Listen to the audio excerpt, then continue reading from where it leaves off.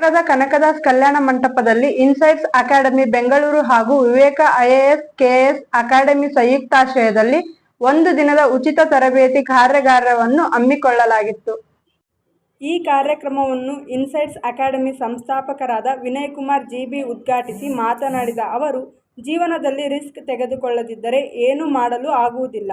ಜ್ಞಾನ ಮತ್ತು ವ್ಯಕ್ತಿತ್ವ ಅಭಿವೃದ್ಧಿ ಆದರೆ ಸ್ಪರ್ಧಾತ್ಮಕ ಪರೀಕ್ಷೆಗಳಲ್ಲಿ ಉತ್ತೀರ್ಣರಾಗಲು ಸಾಧ್ಯ. ನಿರಂತರ ಅಧ್ಯಯನ ನಡೆಸುವುದರ ಜೊತೆಗೆ ತರಬೇತಿ ಪಡೆದರೆ ಕೆಎಎಸ್ ಐಎಎಸ್ ಕನಸು ನನಸಾಗಿಸಲು ಮುನ್ನಡೆ ಬರದಂತೆ ಎಂದರು.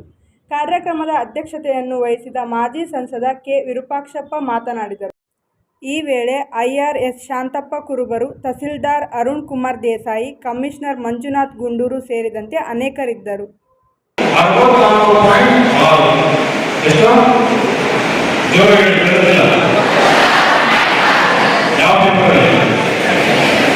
ಸಿಸ್ಯಾಟ್ ಪೇಪರಲ್ಲಿ 66.6 ಅದಕ್ಕಿಂತ ಜಾಸ್ತಿ ಸ್ಕೋರ್ ಮಾಡಿದರೆ ಮಾತ್ರ ಮೊದಲನೇ ಪೇಪರ್ ಇವ್ಯಾಲ್ಯೂಯೇಷನ್ ಆಗುತ್ತೆ.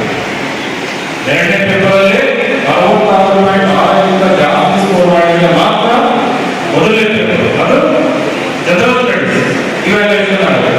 ಸೊ ಈ ಜನರಲ್ ಸ್ಟಡೀಸ್ ಪೇಪರ್ 100 ಪ್ರಶ್ನೆಗಳು, 100 ಕ್ವಶನ್ಸ್. ಆ 100 ಕ್ವಶನ್ಸ್ ಅಲ್ಲಿ ನೀವು ಎಷ್ಟು ಉತ್ತರ ಸರಿ ಮಾಡಬೇಕು, ಕರೆಕ್ಟ್ ಆನ್ಸರ್ಸ್ ಎಷ್ಟು ಮಾಡಬೇಕು, what is the cut off